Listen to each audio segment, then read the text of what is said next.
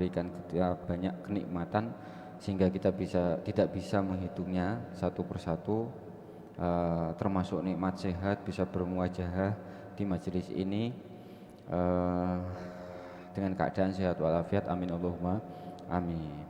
Dan sholawat serta salam kita haturkan kepada junjungan Nabiullah Muhammad sallallahu alaihi wasallam.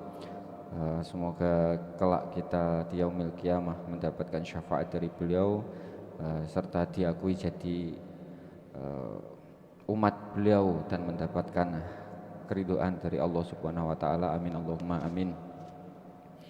Sebelum kita mulai pembacaan kitab Fathul Qoribnya seperti biasa kita menyempatkan waktu untuk memberikan hadiah Fatihah kepada teman-teman kita seperjuangan yang telah mendahului kita, entah yang memang dari negara kita sendiri atau mungkin dari negara-negara tetangga, negara-negara muslim, yang intinya teman-teman yang satu agama Islam semoga mendapatkan tempat yang terbaik di sisi Allah Subhanahu wa taala dan diampuni segala dosa-dosanya.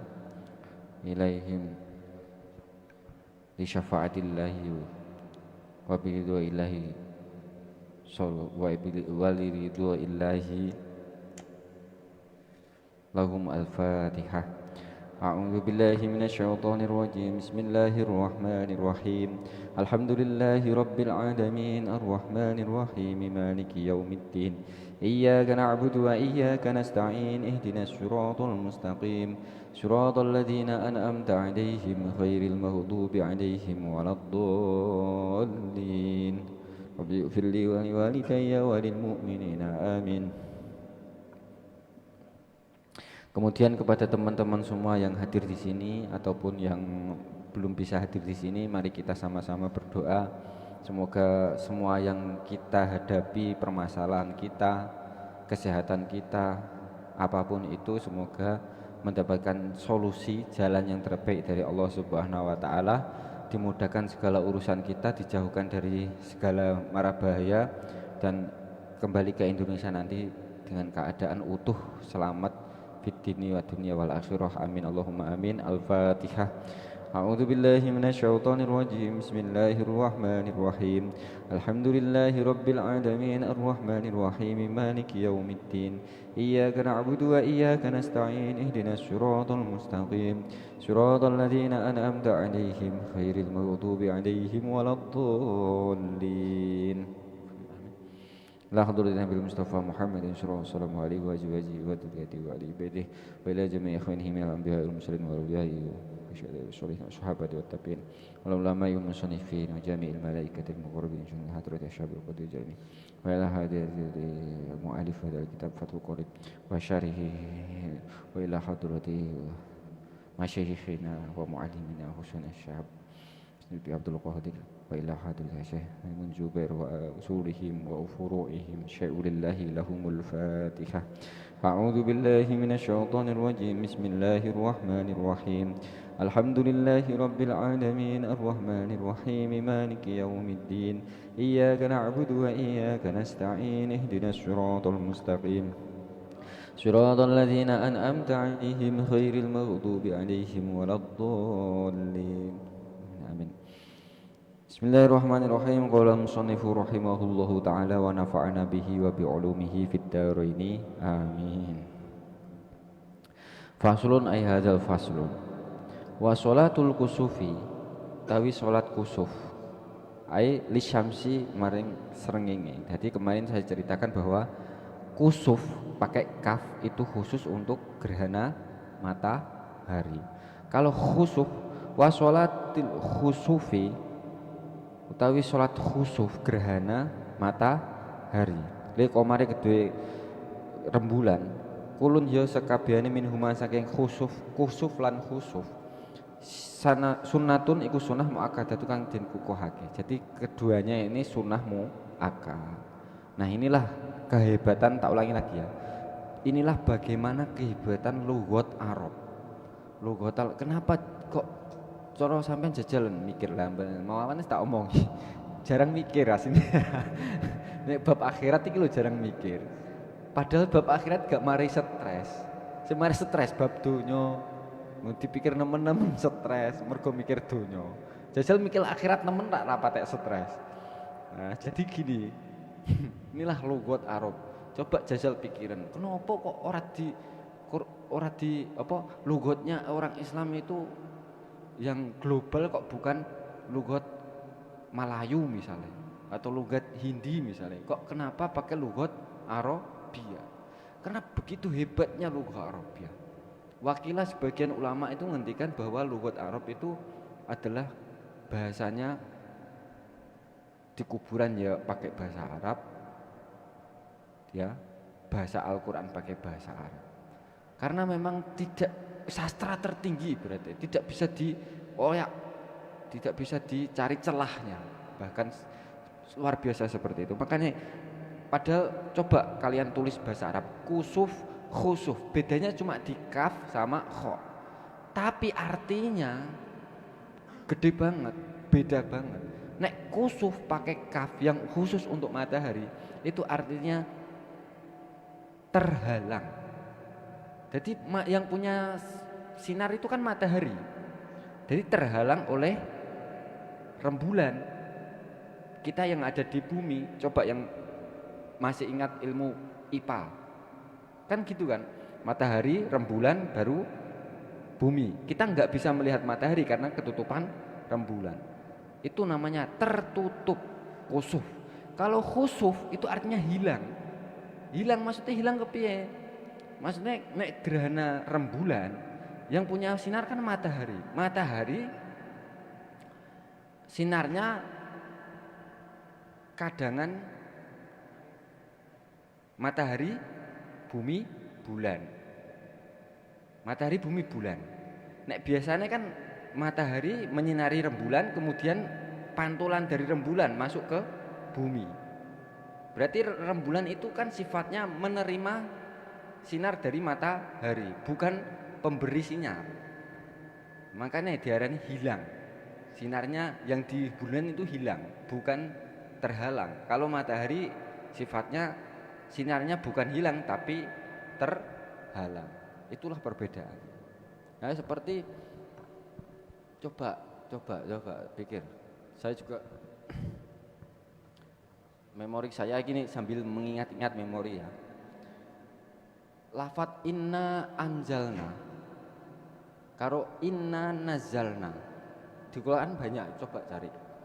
Inna anjalna contoh ya. Inna anjalna hu fi lailatil. Anjalna apa nazalna? Coba cari kamus. Nazala artinya apa? Turun. Nek nazala turun, anjalna juga, anjala berarti artinya juga dasar, masdarnya artinya juga turun. Loh, podo-podo turun kok yang satu pakai anjal, yang satu pakai nazal. Bedanya di mana? Ini kalau ahli lughat itu dibahas, apalagi sampai ke balaghahnya. Nah, jadi nazalna itu artinya turunnya itu bertahap. Paham, bertahap. Gak langsung jebret sepian brek. Nek inna anjalna, nek Lailatul Qadar, turunnya itu tidak bertahap, langsung sekali brek. Paham? Nek inna nazalna, misalnya Gusti Allah menurunkan apa? Hujan. Jadi hujan itu turunnya gak langsung sekali, tapi bertahap. Udan terang, ya kan? Setelah terang hujan lagi. Kan seperti itu, namanya bertahap. Cara bahasa Arab jadi nazal. Tapi kalau yang sekali turun brek terus habis, nanti datang lagi berikutnya, tahun berikutnya itu diibaratkan anjal. Nah, seperti itu. Meskipun ini bukan kapasitas jenengan, tapi setidaknya kita mempelajari hal ini. Gak salah toh ngerti, meskipun gak patek paham. Paham tak? Oh, ora paham. Ya bener. Tapi bener Kang, ana apike gak paham. Kok lek paham dadi kiai kabeh bingung sapa sing ngarep. Ya ra. Masuk ra. Jadi yo ana benere, mangkane aku nyeritakno ngene kan karena dirimu mboten paham. Andai kan dirimu paham, yo gak usah diceritakne, padha-padha pahame kok cerita, kan ngono. Nah, jadi seperti itu. Itulah kenapa kita harus belajarnya itu konsisten, step by step. Kayak kita makanya iki terus terang. Sebenarnya saya pendem dari awal. Dari awal saya di sini itu tak pendem, Kang. Iki terus terang, tapi inilah saatnya saya mengutarakan apa yang saya pendam. Loh, tenan. Aku sering ndungu ning kene. Sering ndungu iki serius iki. Ora guyon iki. Aku sering ndungu ning kene ana wong biasane ana kepe-kepe mbuh guyon mbuh ora ya. Mbuh guyon. Daripada tak omongno satu persatu mending di halayak ngene kan padha enake. Iki kan ngaji jagong ya ra. Ana udute ya udut sisan. Tapi kan jero masjid saru. Jane enak ning dhuwur kok Kang Oksang. Karo udut kopi ya. Masuk. Nah, ini unek-unekku saestu Kang iki. Sering saya dengar ono kelah, ya ra. Wah, iku kelah iku. Ngerti ra artinya kelah sebenarnya? Kok iso ngomong, wah iku kelah sok ben dioseng. Dilebokno gentong dihubung-hubungno kok. Sering kan? Coba sing jeru lah belajar iku. Belajar iku sing jeru. Kelah iku bahasa Arab khilah. Artinya apa? Coba cari di Google atau di kamus. Nek ra duwe kamus Google saiki. Gampang khilah. Khilah artinya solusi. Solusi. Makane nek gak iso ngene biasane contoh. Lah itu nanti ya, nanti sampai ke situ. Khilah artinya solusi. Namanya solusi itu ada yang solusi positif, ada solusi bener ora? Lah berarti nek ngakali licik masuk di positif atau yang di negatif? Negatif. Kalau yang di positif contoh jual beli barang najis, oleh ora? Ora oleh. Tapi dikhilah. Bukan kok kita khilah terus persepsi kita itu apa nek ngarane? Ngendo, cara Jawane. Ngendo kan? Menghindar, bukan. Khilah itu nek mbok artekno semuanya khilah itu menghindar yo ajur Kang donya. Ajur. Tenan saestu. Makane kadang saya juga zaman waktu biyen kereng Kang. Wah, aku tahu kereng Kang biyen. Saestu. Santri jenenge santri. Iya. Lho sing tak roh kitab tok gak roh kehidupan sosial Saestu. Makane santri-santri sing urung bener-bener roh kehidupan sosial biasanya kurang. Saestu kereng. Wes pokoke saklek ngono. Iku Kang. Makane ahli-ahli matur nuwun Kang Suruh. Ahli sing orang-orang sufi ya, sing ahli apa nek sufi cara bahasa kanune? Filsafat? Bukan filsafat. Tasawuf. Orang-orang ahli tasawuf itu kan wah iki ndelok iki haram. Ya ora?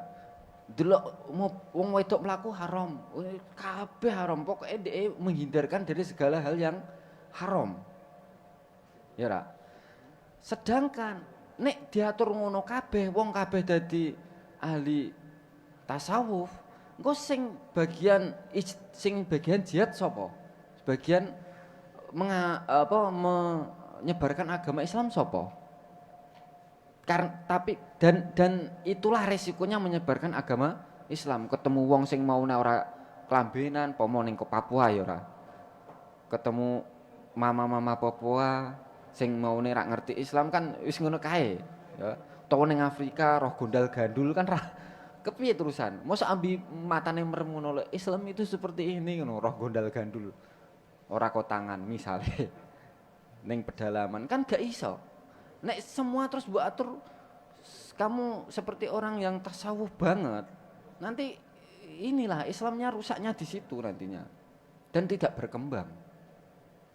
Tidak berkembang. Makanya hukum itu sifatnya berkembang, mengikuti alur zaman. Mau nek ana hukum iki kepiye Kang? Hukum iki kepiye dirapatno. Saiki fenomena terbaru Son Horeg lah. Iya kan dirapatno. Cara ning DPR kan dirapatno, tapi cara santri, cara ulama dibasul masa ilmu. Nek sing gak setuju. Nah, iki makane Kang saking gak setujune sampean andekan sampean sebagai donaturnya orang Luyung Korea kok. Misale ya. Misale duit akeh terus wah aku nggawe usaha ning omah ngrek apa Son Horeg misale. Duitku akeh misale. Tapi terserah jenengan itu tanggung-tanggung sampean sendiri. Asalkan ojo sampai menghujat para alim ulama kiai yang menjadikan suatu hukum masalah. Ngono lho. Makanya jangan sampai ikut menghujat para kiai. Andaikan kamu tidak cocok, tidak setuju dengan pendapat beliau-beliau, ya sudah. Jangan ikut-ikutan menghujat. Apalagi di depan umum atau public figure. Lah. Ada yang bilang Son Horegnya. Ya kepiye yo Kang kon maju piye yo?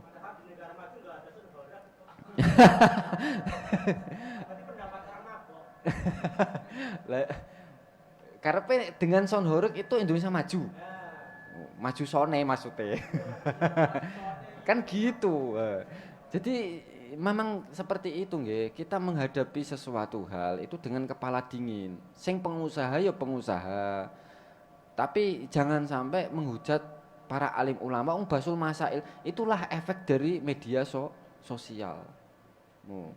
Bahkan terpotong-potong video basul masailnya itu enggak dilihat full. Karena memang tendensinya kan banyak dari orang-orang yang merumuskan suatu masalah dengan usul fikihnya, balaghahnya dan bermacam ilmunya itu. Bukan kapasitas kita sebenarnya.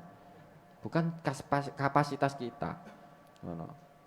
Tapi intinya ada tadi yang saya bilang gitu. Andaikan kita orang yang tidak bisa berbuat baik, jangan sekali-sekali membenci orang yang sudah berbuat baik. Andaikan kita tidak bisa melakukan sebuah ketaatan, jangan kita membenci orang yang sudah melakukan ketaatan.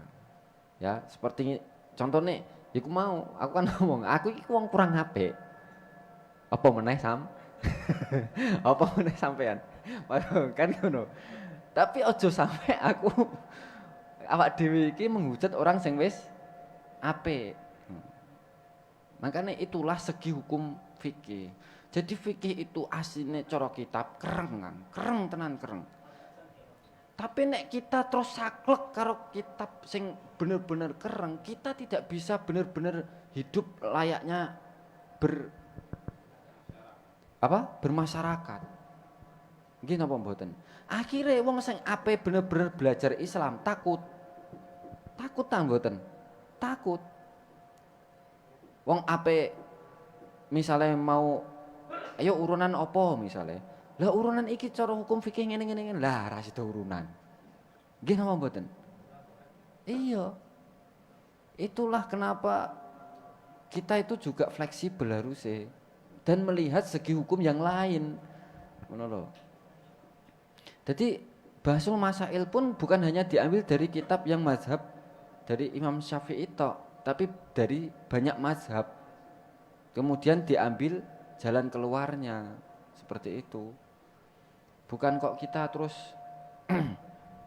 saklek dengan hukum-hukum yang ada kemudian menghambat apa? Menghambat orang-orang yang ingin belajar agama itu malah merasa berat sekali ngono loh.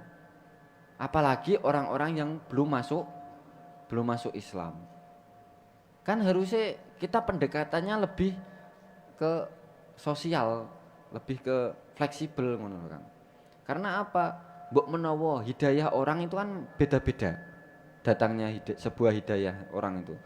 Ada yang mungkin ya karena songkok kita bagus, wah songkokmu apik, misalnya sajangmu apa mandurmu, tak nggone lah dinggo pantes, wah kok pantes. Terus di mana ini kalau saya mau melihat orang sholat misalnya. Itulah hidayah orang kan nggak harus kita cerita tentang nabi-nabi, gitu apa betul? Hidayah orang itu nggak harus kita cerita nabi-nabi, nggak harus kayak yang di video-video mendengar adzan terus saat ini terencam-terencam, nggak harus seperti itu, macam-macam, bermacam-macam hidayah. Mbok kayak gorengan kayak iso dadi untuk hidayah kok. Nggih napa mboten? Masuk akal napa? Masuk akal Gusti Allah sing ngatur kok. Kang Yunas sih aneh-aneh senengane. Kan seperti itu nggih. Makanya jangan pernah menutup kemungkinan seseorang untuk bisa masuk ajaran agama Islam. Seperti itu. Pokoknya kita selalu berbuat baik, tidak merugikan, wis bagus sekali. Karena kapasitas kita itu masih orang awam. Ukuran orang awam. Contoh. Ya. Sampean winginane bulan Muharram poso Asyura napa mboten? Puasa Asyura mau mboten? Ada yang puasa, ada yang tidak. Kalau di dalilnya itu pahalanya berapa?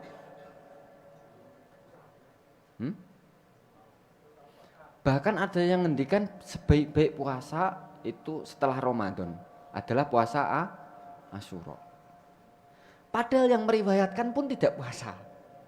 Gak paham toh? Ibnu Abbas yang periwayat beli tentang apa ngendikannya Nabi tentang puasa Asyura itu enggak puasa.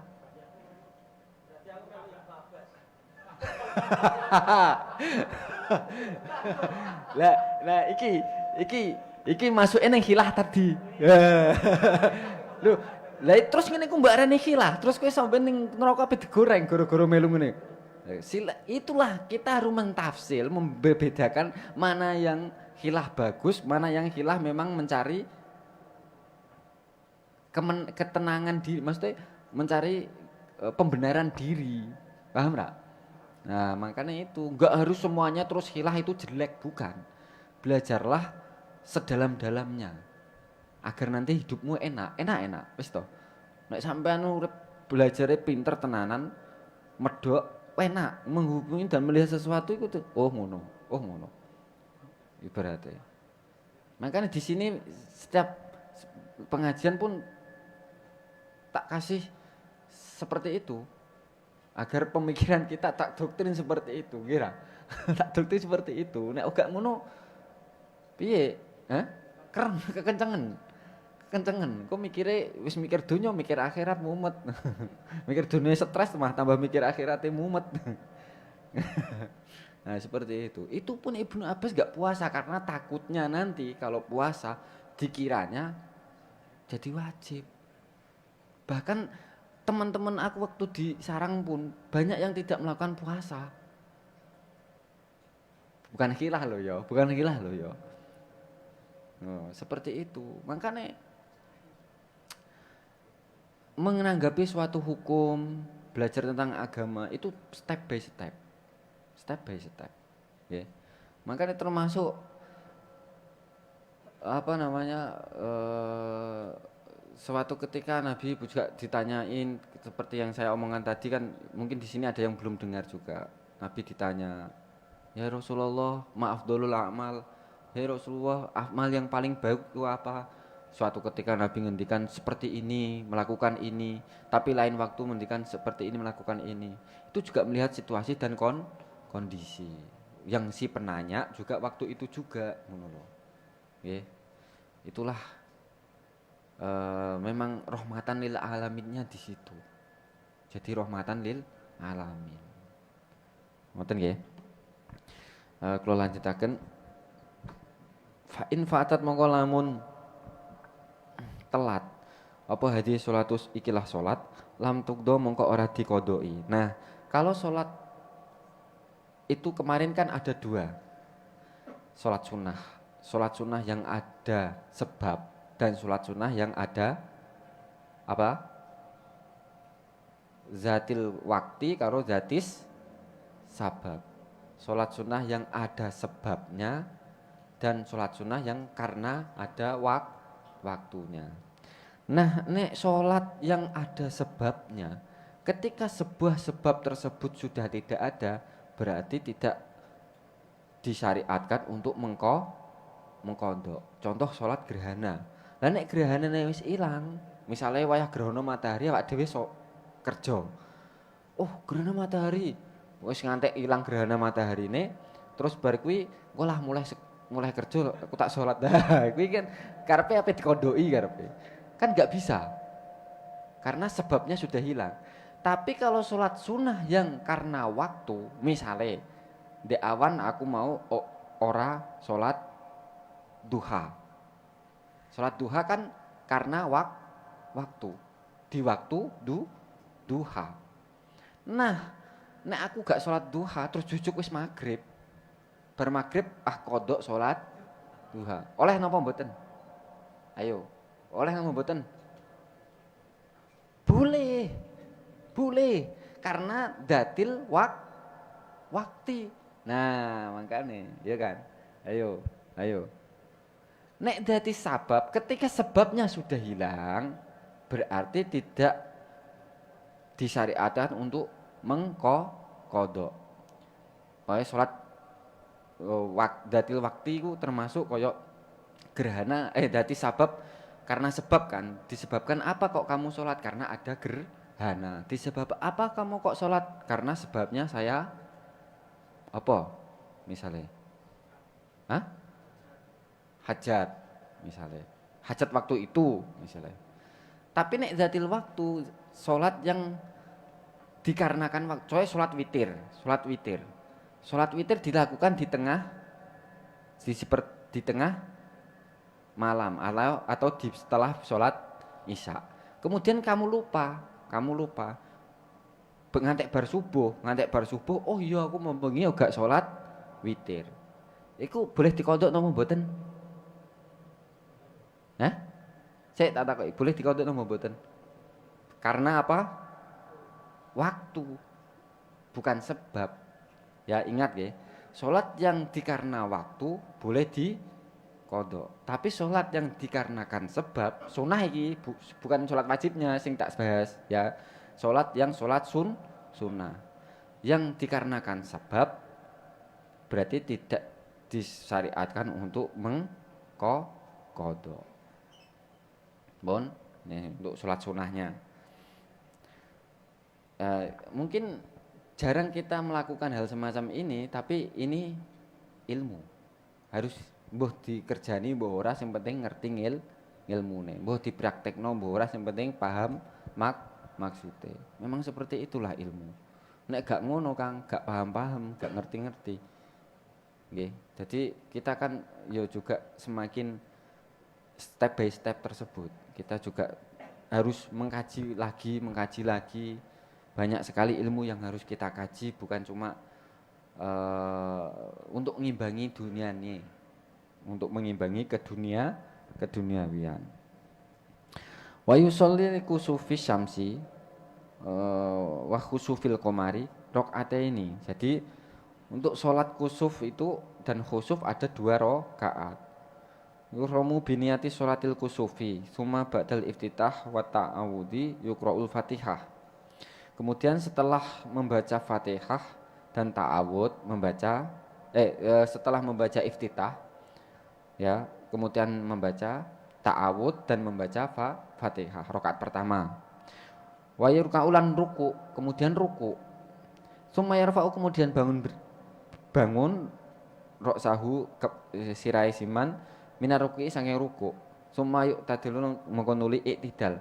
Kemudian setelah ruku bangun iktidal. Kemudian apa?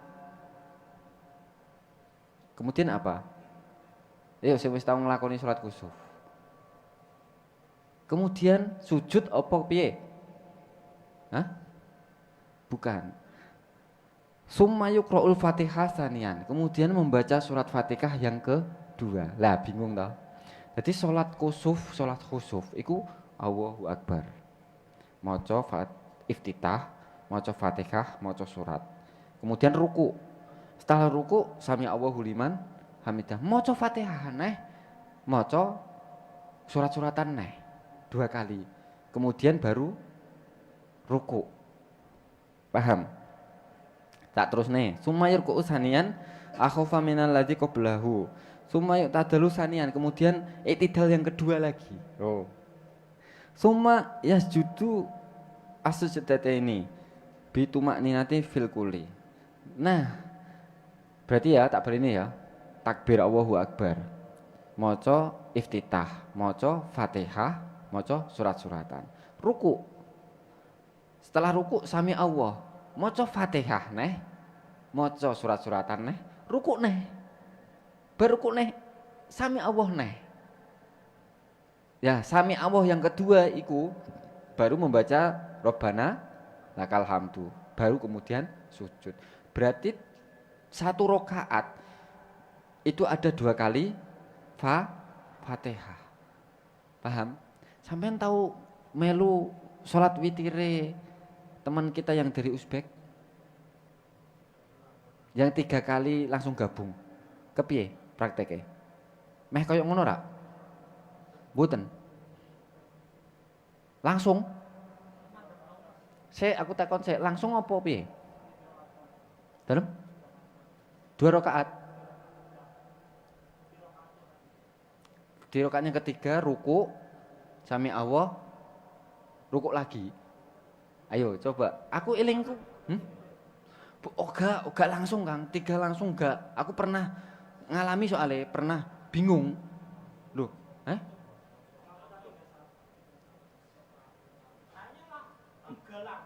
3 langsung. Sik toh aku kayak eling-elingan pernah. Ya kan? Itu yang jadi perdebatan saya Mas Ridwan sama siapa yang Ustadz Miftahud ya itu. Jadi perdebatan ya itu waktu itu ya. Kok sholat witirnya seperti itu? Habis ruku terus bangun lagi baca Fatihah lagi. Iya. Masa enggak sadar jenengan? Ada yang sadar enggak itu? Iya sing tahun iki. Tahun awal-awal nggih, awal-awal Ramadan nggih. Pokoknya ada yang jenengan masih ingat toh? Saya pun masih ingat. Berarti jenengan enggak ngiling-ngiling bar lali kok paling yo. Gak. Paling mikirnya lah ditanggung imam ngono paling. Ya nek dari imam yang lain lebih terperinci saya kurang paham. Ya kurang paham. Cuma ini kan bertepatan prakteknya sholat kusuf dan khusuf itu hampir sama dengan witirnya mereka waktu pertama di sini saya ikut taraweh tahun ini. Sampai saya bingung kok saya mau sujud. Ya saya mau sujud, habis sami Allah mau sujud lah kok sini kok maca Fatihah malah. Gitu. Saya masih ingat sekali, nek jenengan masih ingat berarti kita satu server tos. Seperti itu, enggak 3 langsung. Nah, kalau malam-malam berikutnya baru 3 langsung sekali. Iya, 1 kali ya waktu itu ya. 2 kali malah ya. Oh. Terus kemudian malam-malam berikutnya 3 langsung, enggak pakai iktidal 2 kali. Saya aja mencermati kok ngono-ngono kuwi. Sithik-sithik tak cermati, Kang. Soalnya pengen ngerti tendensine imam sopo, mazhab imam sopo. Di rakaat yang terakhir, yang 2 kali, iya yang 2 kali ruku, berdiri lagi, ruku lagi, berdiri lagi. Ya kan ada kan, masih ingat loh, dapat temen aku. Kang Yunas masuk lali, mungkin apa toh Kang Yunas? Masa wah Yunas sih, piye toh? Ketok ning soft ngarep pisan dekne no. Piye Kang Anto? Weh. Wis. Weh. Wah, sawah.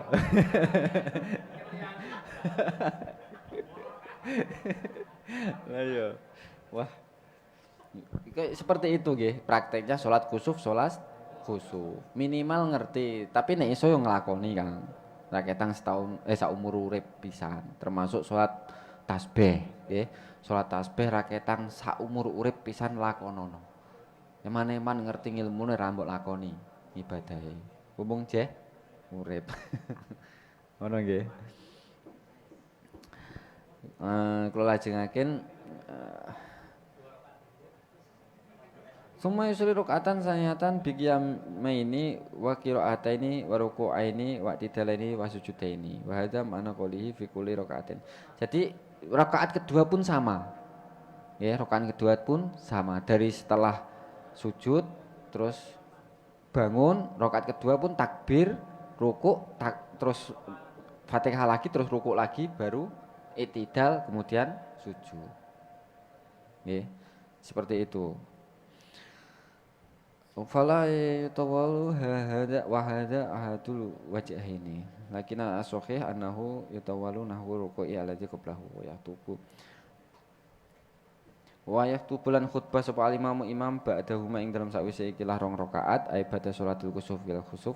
Khutbataine ing rong khutbatan ka khutbatil Jumat. Kemudian si imamnya khutbah ke dua khutbah seperti khutbahnya salat Jum'at fil arkan syuruti wa yuhisun an-nasa fil khutbatina ala taubati minaz dzunubi. Kemudian si imamnya di dalam khutbahnya harus memberikan isyarat untuk bertaubat wala fi'lil khairi dan melakukan suatu kebaikan min shadaqatin wa idkin wa nahwi dzalika yusiru bil qiraati fi kusufi syamsi. Kemudian membacanya si imam tersebut membaca di waktu sholat gerhana matahari itu dengan bacaan yang lirih karena di siang hari koyok sholat duhur itu kan lirih kira. Kemudian ayu jaharu bil qiraati fil khusufil qamari, kemudian membaca keras di waktu gerhana rembulan karena di waktu malam hari. Watafutu sholatu kusufi syamsi bil injilai lil munkasifi wa bi ghairi wa bi biha kasifatin. Kemudian sholat kusuf itu habis waktunya itu ketika injila sudah lingsir, gerhananya sudah hilang, maka sudah habis waktunya. Tergantung gerhana mataharinya total atau tidak. Juga tidak total pun disyariatkan untuk sholat gerhana meskipun tidak gerhana total. Kan biasanya pirang menit, pirang perapat jam, setengah jam dan sebagainya kan. Nah, itu ketika sudah hilang gerhananya, ketutupannya itu berarti waktunya sudah habis. Faslun ai hadza faslun fi ahkami sholatil istisqa ing dalam salat istisqa. Ngerti salat istisqa? Ada yang pernah melakukan? Belum. Makanya ilmu hilang ya seperti ini. Satu demi satu ilmu dari Allah Subhanahu wa taala akan hilang. Yang biasa harus kita lakukan, kita cuma tahu tentang teorinya tapi belum bisa mempraktekkan. Ya, tolabus suk ya tegese goleki siraman. Artinya suk istisqa iku mencari siraman ya. Suk ya artinya siraman minallahi taala. Wa sholatul istisqa iku masnunatun, disunahkan loh salat istisqa. Kok iki ning Korea kan waktu panas koyo ngene ya ora. Panas kekeringan. Nah, salat istisqa. Lho kok enggak kok gak boleh iku lho. Disunahkan ngono kok. Masnunatun disunahake. Lho malah disunahkan. Lakonono salat istisqa ning Korea masuk. Duh, itu masuk Guinness World Record. Salat istisqa di Korea. Oh, masuk ora? PCINU kudune duwe ngono-ngono barang lho. Lah iki diwaca ta ra karo PCINU iki ya. Iki disimak ta ora iki? Iya, iki mosok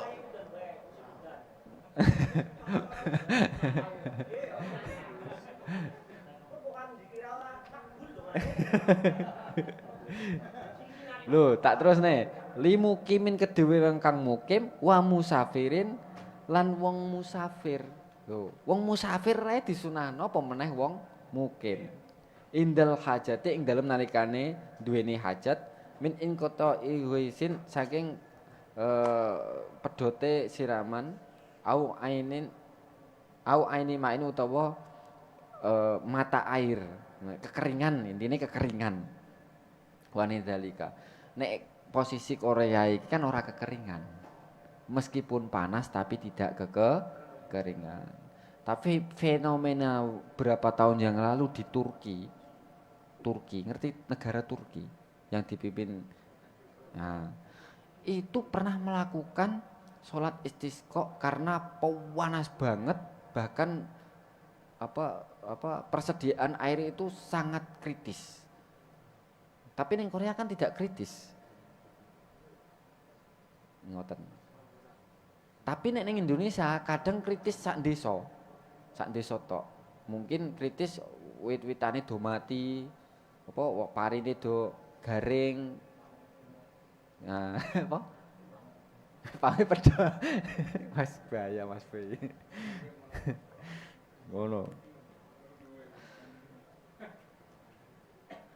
Wa tu'adu sholatul istisqa'i sanian wa aksara min dzalika in lam yusqau hatta yasqihimillahu fayu'maru nadban al-imamu wa nahwihi bitaubah. Jadi lakukanlah sholat istisqa itu 1 kali atau 2 kali. Nek misale sampai belum dapat siraman, ojo sepisan to, sampai nunggu ono siraman teko hujan, nek urung mandi, imame leh nglakokno sholat istisqa, ya lakoni neh ngono, sampai sak mandine. Tapi ning kene kok diterangke tentang syarat-syarate.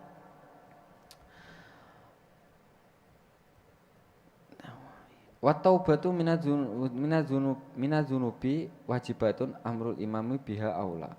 Wa shadaqatu. Lah jadi ketika ingin melakukan sholat istisqa itu seorang imam, ya, imam yang dimaksud dalam fikih ini itu kepala negara. Yo nek cara ning desa yo petinggi. Cara ning kampung apa? Pak RT, Pak RW. Itu makanya dulu itu Islam itu memilih pemimpin negara itu gak sembarangan.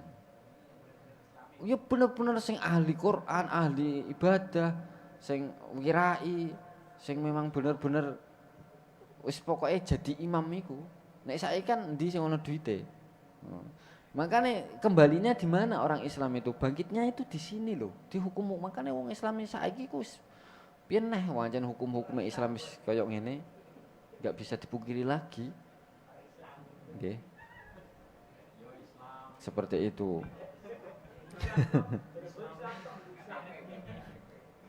Kemudian si imamnya ini menyuruh untuk bertaubat dulu. Ayo tobat-tobat, yo tobat-tobat sik. Tobat, ayo tobat. Kemudian setelah menyuruh untuk bertaubat, untuk bersedekah. Yo sedekah. Atau sedekah kabeh seperti itu. Wal khuruju minal mudzalim, dan keluar dari suatu kedoliman sing durung diutang, bayar utangnya, ayo ngono. Itu kan sebuah kedoliman itu termasuk. Menyuruh seperti itu si imamnya. Wa musalahatil i'da'i wa syami salasi ayamin. Kemudian puasa 3 hari sebelum sholat, ya, sebelum sholat istisqa. Nek saiki kan ora, langsung diumumno ning masjid. Monggo sareng-sareng sak mangke badhe Jumatan nderek sholat istisqa, padahal urung poso saurunge. Padahal syariate ku kon poso 3 dina sik. Saurunge sholat istisqa. Men supaya awak dhewe iki bukan suci. Maksudnya iki ngrasa luwe, ngrasa hina, ngrasa kurang, ngrasa lemah di hadapan Allah Subhanahu wa taala. Karena apa? Gusti Allah itu akan mengabulkan hajatmu ketika kamu kepepet. Ketika kamu kepepet. Iya. Kadang awak dhewe njaluk Gusti Allah, ya Allah, njaluk ngene. Belum tentu langsung dihajat diberikan Gusti Allah, diijabahi. Tapi ketika kita kepepet, yang namanya perasaan kepepet itu pasti kita merasa kayak hina banget. Meminta pun merasa sangat sedih sekali. Dengan penuh hati yang luar biasa. Akhirnya Gusti Allah memberikan suatu ijabah suatu doa itu kadang itu ketika kita kepepet. Jadi tak tambahi termasuk Gus Jenderal Mawawan ngendikan Gusti Allah mengijabahi kita kadang cepet kadang suwe tapi tepat. Nggih tak imbui siji. Kepepet. Di waktu kita kepepet terpojok itu disitulah pertolongan Allah akan datang. Makanya kadang kita diberi kesedihan yang luar biasa men supaya kepepet. Lho iku ya kaya ngono. Nggih napa mboten? Kepepet. Wis ning kene nganggur, wis apa jenenge masa apa? Pencarian kerjane karek sedina ndelalah. Ya, ndelalah ujug-ujug ana fail. Mbah kancane mbah kong nodong bune langsung ndelalah. Kayak lha iku lho selama pencarian kerja iku ngantek hari min berapa, min detik-detik terakhir iku bukane apa ora bedino ya Allah. Nggih napa mboten?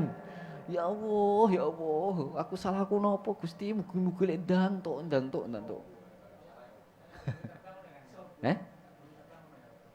Saurunge terbang ning ndi? Iya biasane ngono iki ra. Nggih. Lah iya. Iku kepepet. Nah, kepepet disitulah pertolongan Allah ada. Makanya kadang Gusti Allah nggih awak dhewe kepepet, nggih awak dhewe susah mergo men supaya cerak karo Gusti Allah. Saiki pikir. Kenapa kita kok disuruh doa? Padahal di situ Allah sudah menetapkan takdir qada dan qadar. Ayo pikir. Pernah mikir kono ta ora? Kalau sudah ada catatan Allah tentang qada dan qadar, kenapa kita harus berdoa? Ayo.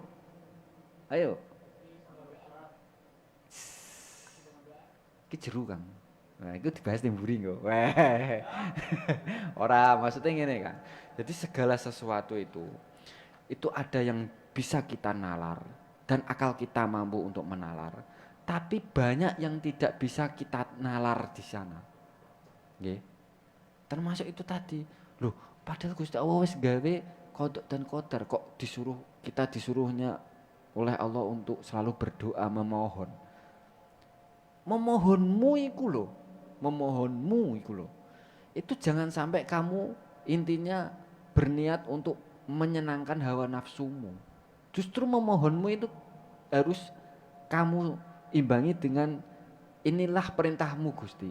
Aku cara kasarane omongan lambe elek. Aku kan mbok kon ndonga, ya iki ndongaku. Paham maksudnya? Paham iki? Iki filosofi tapi jenengan harus paham. Sing tak praktekno kaya ngono. Ning alhamdulillah tak lakoni ya oke. Lho. Gusti Allah kan merintah awak dhewe ndonga. Nggih napa mboten? Kita disuruh oleh Allah untuk berdoa kepada Allah Subhanahu wa taala. Andai kan kita berdoa dengan nafsu kita masing-masing, justru disitulah kita yang jarang terjawab doa kita. Karena penuh dengan nafsu kita masing-masing. Nek saiki kembali lagi, geno kok kowe ndonga. Lah aku dikon nih. Coba tekan kene sampai rak. Kenapa kamu berdoa kepada Allah? Karena saya disuruh. Nah disitulah maka sebuah ilmu maka serah wong urusanmu. Tapi kan ono ilmune, termasuk ono adab. Ada adabnya juga orang berdoa. Makanya kenapa doa-doane kita itu juga banyak yang belum terkabul. Kok si iki kok dongane kok selalu kepenak. Kok yo selalu diijabah Gusti Allah, kok kepenak uripe, kok lancar-lancar wae. Pabrike kok ora ono praine. Nggih napa mboten? Iki apa yo? Introspeksinya ke sana. Padahal Korea lagi sepi. kok introspeksi apa? Ya, introspeksinya ke sana. Muhasabahnya, ya. Tapi ya enggak harus selalu ke sana ke condong satu arah. Kembali lagi ke arah yang lain. Oh iya mungkin aku ki dikei Gusti Allah enggak ada lembur, enggak ada pabrik yang kuat karena Allah lebih tahu keadaan kita. Kembali ke sana, diimbangi Kang. Nah orang mau imbangi, ya kayak ke Mas Boy mau, kita bisa melakukan 3 miliar dalam hidup 300 miliar. Boleh. Tapi harus diimbangi. Karena itu sebuah obsesi. Karena manusia itu juga harus punya obsesi. Obsesi manusia paling tertinggi itu adalah bener ora? Lah urip ning donya iki golek apa? Bahkan ada sebagian ulama bahwa kita itu sebenarnya bukan mati, pindah alam. Bukan mati, pindah alam. Jadi dari alam dunia ini pindah ke alam kubur. Bahkan sebelumnya pun dari alam kandungan. Kan di mana matinya kita? Wong ning kubur dibangkitkan. Kan enggak mati jengene. Kan dibangkitkan dan diperlihatkan semua. Dan kita juga masih seperti sadarnya kita saat ini soroh sembarang dengar. Bahkan lebih pandai daripada hidupnya kita saat ini. Okay. Jadi seperti itu. Ya kula lajengaken.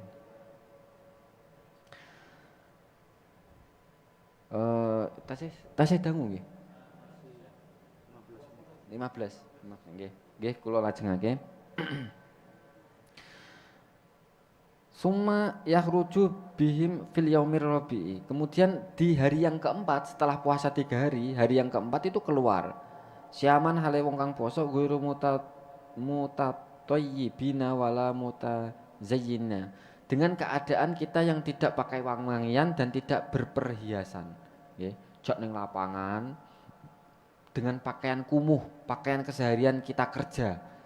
Misalnya tukang kayu ya klambine sing dienggo biasa tukang kayu, tukang bangunan yo sing biasa dienggo mocok bangunan kuwi pakai seperti itu, nggih. Kemudian gak usah nganggo wangi-wangian. Lah saiki ayo salat istiqo ning lapangan. Lah malah nggo montore sing motor sing apik, sing PCE kabang misale. Wis. Woy malah dienggo ajang gengsi-gengsian ngono. Padahal karepe istisqa iku njaluk pitulung Gusti Allah, njaluk bendang udan iku dengan keadaan kita biar terlihat jelek sekali di hadapan Allah. Bukan jelek sih, rendah sekali kita ngono lho. Siap bimajati maksudku dari mutajim sakinah.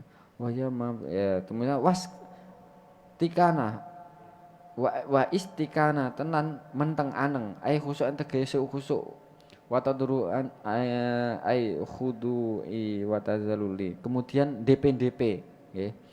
Artinya tawadhu, merasa hina di hadapan Allah. Wa yahrujuna ma'ahum asybiyanu, dan keluar bersama mereka anak kecil-kecil ya, cah cilik dijak. Mergo cah cilik dijak ning lapangan akhirnya kepanasan nangis. Nangis cah cilik iku padha karo filosofinya kan kelaparan cah cilik ya, kelaparan akhirnya Gusti Allah mesakne ning cah cilik kuwi. Makane kenapa akeh-akeh wong-wong dhisik iku orang-orang terdahulu itu minta doanya kepada anak kecil. Dongakno yo le, bae dongakno yo le. Nah, itu karena mereka masih orang bersih. Okay. Kebanyakan doanya lebih diijabah, apalagi anak kecil yang yatim. Nek koyo Mas Boy wis angel. Meskipun yatim. Loh, Mas nggih napa mboten? Mas Boy yatim napa mboten? Ya dulu, tapi sekarang kan sudah tidak. Nek ndek ben mbok gojloki sakake Kang, sampean saiki gojlok kono. Mboten ya, mboten. Mboten ngapain, maaf.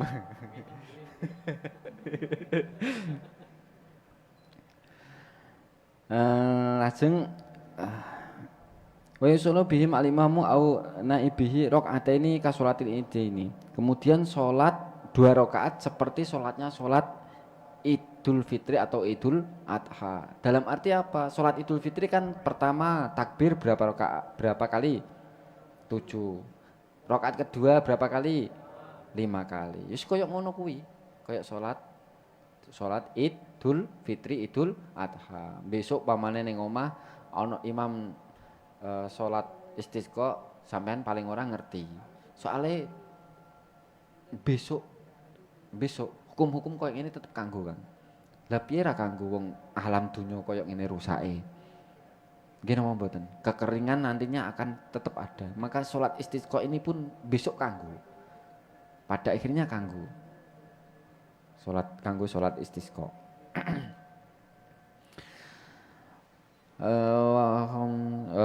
Summa yuhtabu mongko den khutbahi ka khutbatil iditi fil arkani wa ghairiha lakin astaghfirullah taala fil khutbataini. Kemudian si imamnya khutbahnya ya kayak salat id, tapi nek salat itu khutbahnya kan nganggo bacaan takbir, tapi nek istisqa nganggo bacaan istighfar. Jadi pernah kula ngrungokke dan masih ingat sekali ngendikane guru kula. Kowe nek kepengin rezeki lancar, ora rezeki tok, pokoke intine mengalir. Hal-hal sing mengalir. Akeh-akeh maca istighfar. Karena bacaan istighfar itu mengalirkan segala sesuatu, termasuk rezekine mengalir. Bahkan minta hujan pun di sini diterangkan perbanyak membaca istighfar. Ngono lho. Bahkan meminta doa hujan pun seperti itu. Ya. Kemudian segutnya kalimatnya istighfar itu seperti astagfirullahaladzim alladzi la ilaha illa huwal hayyul qayyum wa atubu ilaihi. Ya. Alladzi la ilaha illa huwal hayyu al-qayyum. Al-qayyum. Al-qayyum artinya sang maha mendirikan. Qoma artinya berdiri. Al-qayyum memendirikan segala sesuatu yang bisa didirikan. Waktu mana khutbatani batu mana. Nggih. Niki tentang salat istisqa nggih kula cakapaken sampai di sini. Kemudian insyaallah kedepannya kita membahas tentang salat khauf, kemudian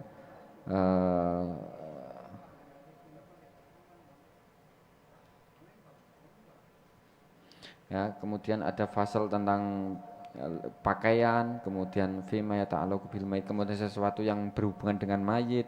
Nah, nanti kedepannya malah lebih ini masih bab salat nggih. Nanti kemudian ada bab setelah salat kan rukun Islam kan haji.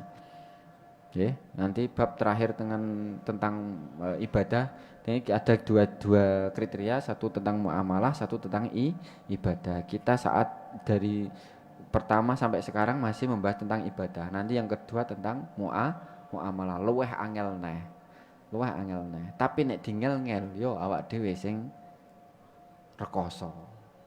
Muamalah memang angel, tapi nek dingel-ngel awak dhewe rekoso. Malah gak sido tekan Korea akhirnya. Mergo kabeh dadi haram. Nggih napa mboten? Iya. Makanya itulah gunanya khilah. Gunanya solusi. Jadi khilah itu sebuah solusi. Kita harus membedakan seperti itu. Ngaten nggih. Cukup sekian dari saya. Ada kurang lebihnya saya mohon maaf yang sebesar-besarnya. Semoga apa yang kita dapatkan di malam hari ini bermanfaat fid dunya wal akhirah. Semua hajat-hajat kita dikabulkan oleh Allah Subhanahu wa taala. Semoga kita bisa istiqomah dalam beribadah, istiqomah dalam memeriahkan dan meramaikan Masjid Abdurrahman bin Auf ini dengan keadaan sehat walafiat. Wabillahi taufiq wa hidayah. Assalamualaikum warahmatullahi wabarakatuh.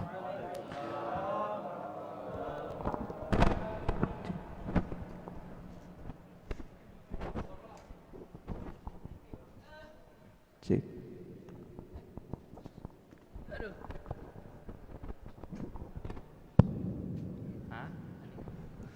Assalamualaikum warahmatullahi wabarakatuh.